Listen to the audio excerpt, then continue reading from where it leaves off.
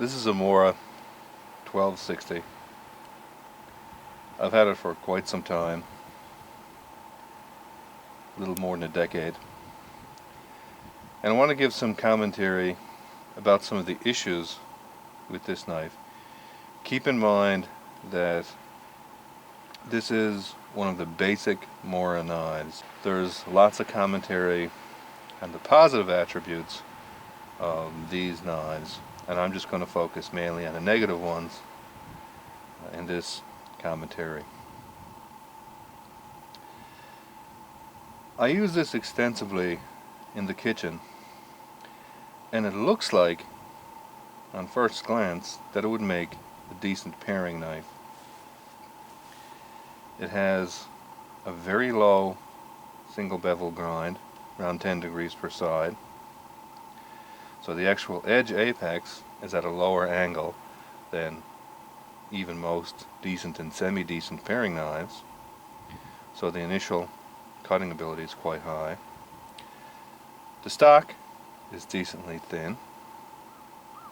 It's very narrow, so it's easy to turn in cuts.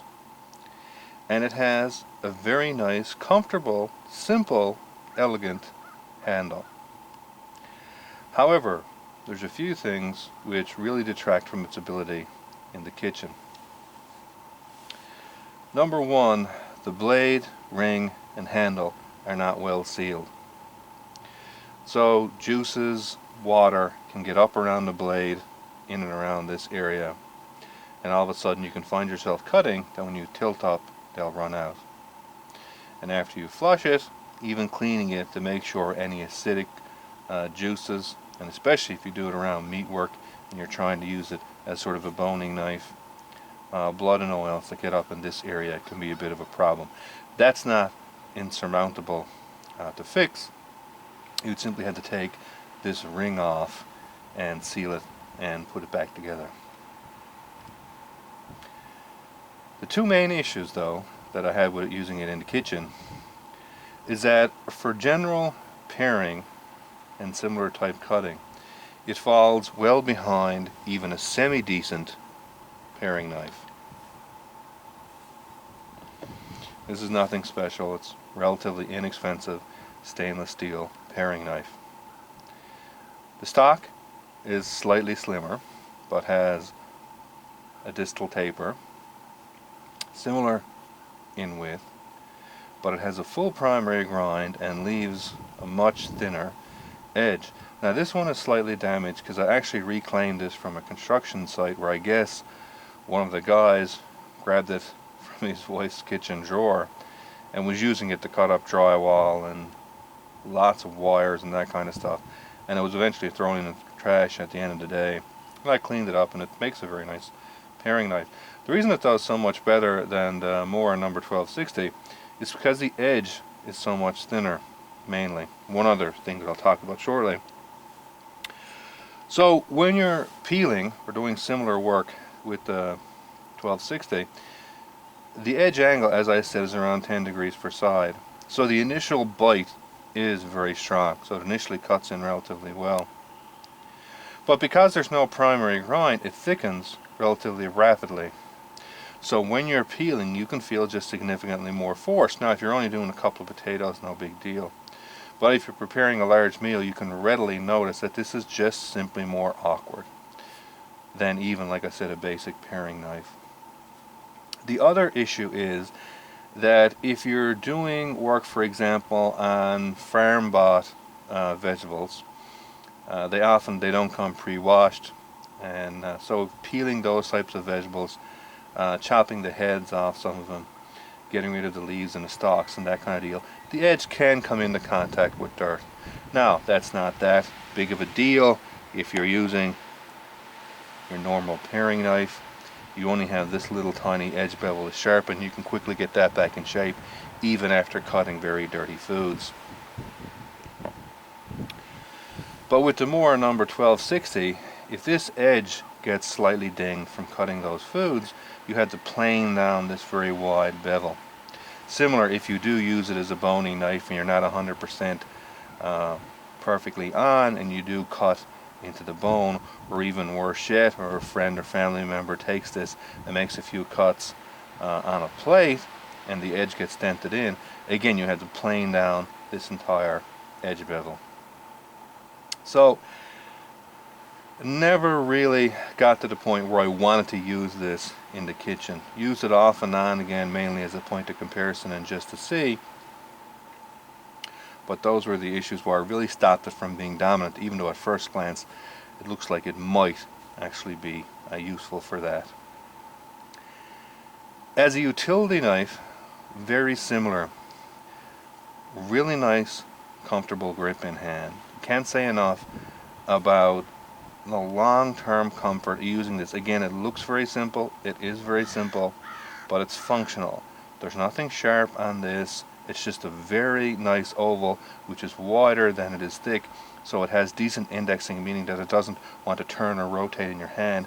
Relatively stable. There is no guard, of course, so you want to be careful, because in any hard thrust or something, there's nothing really to keep your hand from going on the blade. But ergonomics and long-term cutting, very well. So I've tried it on and off over the years as a utility knife, and I found, similar to the kitchen, that the main drawback for using it was simply that on harder materials, used ropes, used cardboard, used carpet, especially if you did something like shingles or had to do a bit of root work, the edge gets slightly damaged. You have to plane this entire bevel down. And on deeper cuts, thicker foams, very heavy ropes, again, you don't have a primary grind to put any relief on the edge, so the cutting ability falls behind.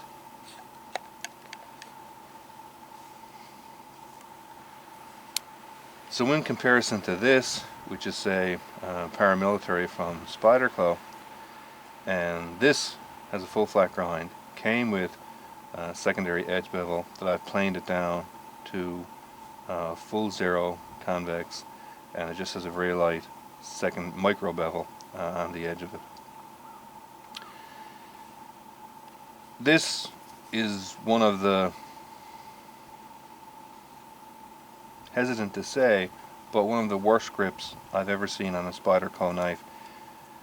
This has got a lot of work on it to sort of make it a bit more comfortable for me than the stock paramilitary, but even now it's just where I would find it sort of bearable. But moving past the grip and the clip, this blade again has a very slight micro bevel, which is what's sharpened. So even if it's used rather heavily, it sharpens almost instantly on that micro bevel. And it's S30V, which, positive as negatives go, it has enough durability that for the work such as slicing plywood, cutting used ropes and carpets and that type of deal, it has a decent balance of wear, toughness and strength, so that there's very little material gone from the edge. And that this knife actually sharpens much faster than the Mora number 1260, even if I had to plane this entire very wide bevel down compared to the Mora. And that's kind of interesting. And the reason why that's happening is simply because, again, the Mora will tend to suffer much more wear, more denting than this actually will for that type of use. So I found out that I just started to prefer other knives because of the difficulty in maintaining this and keeping it sharp. And secondary to that, you can see the very small sharpening notch that I ended up putting down at the base of the blade. It doesn't come like that, it comes basically ran all the way to that. But what I found was that it was very difficult to get a sharpening stone right down to the end, so the knife started to develop a recurve because I was starting to sharpen it ahead of this section of the blade. And once you start getting that recurve come in, it just deepens every time you sharpen it. So that started to become annoying because I was having to plane the edge sort of down to try to get it straightened back out. So I added this little sharpening notch, and that sort of resolved that problem. But again, for utility work, nice and comfortable for extended cutting. Very nice because of the low angle for shallow cutting, but on deep cutting, fell behind. And again, very hard to maintain the edge because of the very wide bevel and because of the fact that the edge rolls relatively easy and wears relatively significantly. Which comes to a point about edge retention. This knife has one of the lowest examples of edge retention on knives that I've seen. I don't think it's indicative of 1095 from Mora. I've seen this spec as low as 55 Rockwell. I've seen spec as high as 61. I've contacted Mora a couple of times over the years. Can't really get specific information from them on how this is actually hardened. But I've checked the edge retention on this 4 different ways, like I said, over the last 10 years, often years apart, and they're quite consistent in that the edge retention of this is relatively low, even lower than the 12C27M knives they make. I have a couple of knives from them, and they're very consistent. So I think this one is just sort of a defect because it's not indicative of what I would expect from this. You don't sort of hear those comments in general, but as an issue for me, this also comes into play when you're talking about ease of maintenance and long-term sharpening, because the edge wears so much. You have to do a lot of work to plane this entire bevel down to thin it back out again.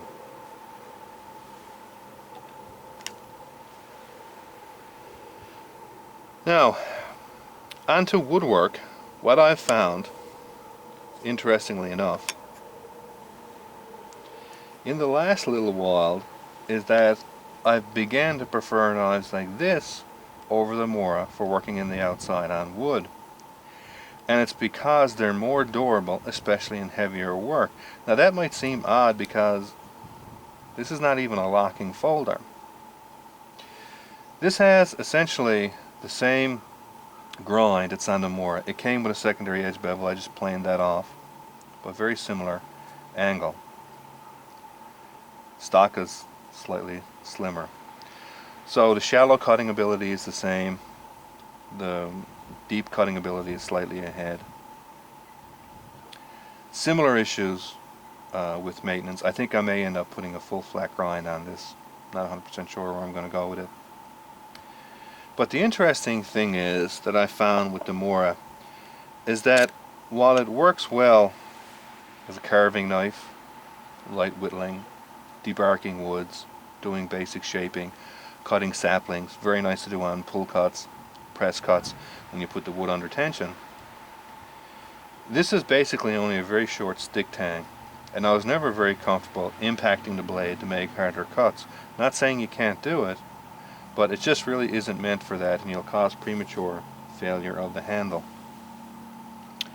But the interesting thing is, that's not an issue with the Mini Peasant from Ford at all.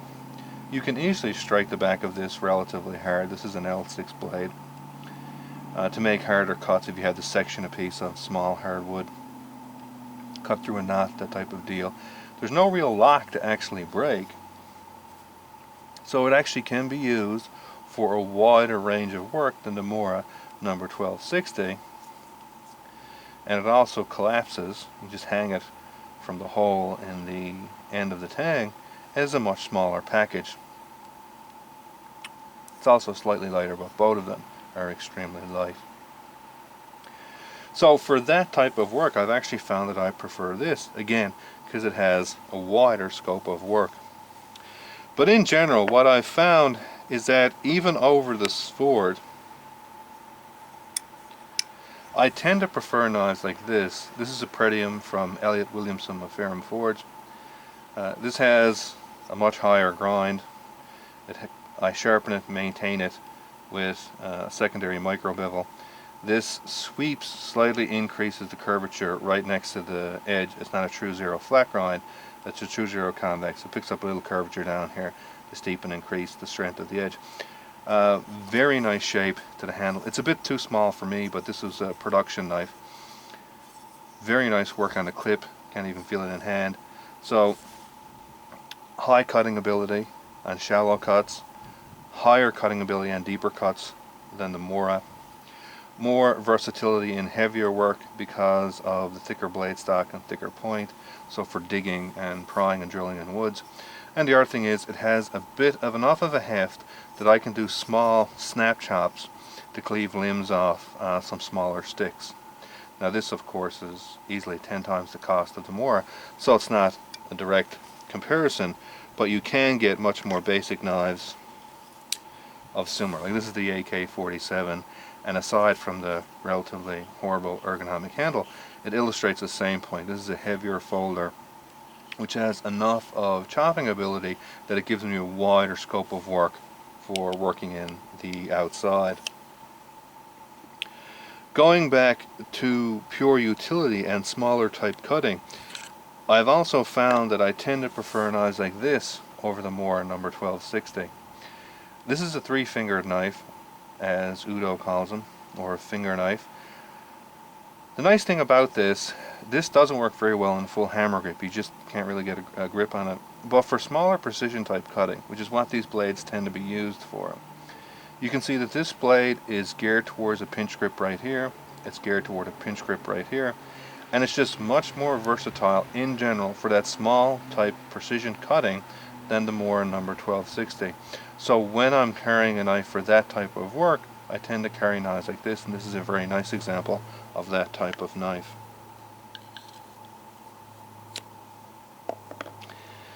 Now, a lot of problems that I've had with the Mora number 1260 come from issues regarding maintenance because of the single bevel, and because of the fact that the single bevel is only partial height. It's a saber type grind.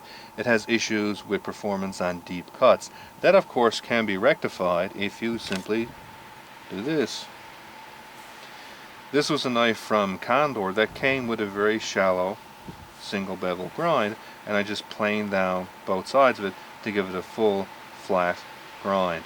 This eliminates all those issues, and again brings you back to some of the other knives I was talking about. So it is possible to actually take this number 1260 Mora and resolve a lot of the issues that I have with it and make it a much more functional knife. The only reason that I haven't done that with this is that I like to keep it around as a stock knife for comparisons, because it's relatively inexpensive, and at one point it was very easy to get, and it's a very nice, useful benchmark that people can understand.